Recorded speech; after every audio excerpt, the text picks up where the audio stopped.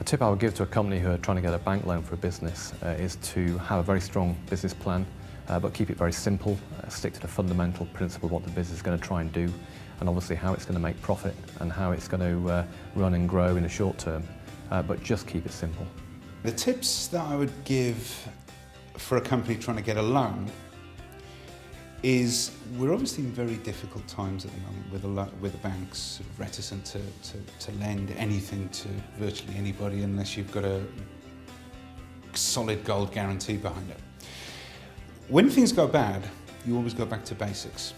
And I'm a big lover of the KISS principle, keep it simple, stupid. So before you approach a bank with any sort of requirements for funding or anything like that, you've got to make sure you've got the right business plan.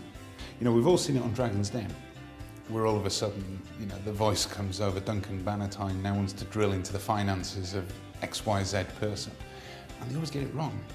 And that is why they don't get the funding. And it's exactly the same with the bank. If you can't demonstrate to a bank that you know what you're doing, you're not going to get the loan. It's simple as that, particularly in this climate. If I was looking to raise finance, particularly if I was looking to raise finance, maybe not as a startup, but to expand, etc., I would possibly be looking at a small venture capitalist. Someone who would be willing to make the investment, possibly for a company share in return. But at least with a venture capitalist, you might have slightly better terms than what you would do off a bank. If I was going to give advice to a new company or any company at the moment about getting a loan, it would be look at other avenues. Because our experiences at the moment have been, it's really tough. They're not lending. Even though people say they are, my experience is they're not. So yeah, look at other avenues. Don't go to a bank.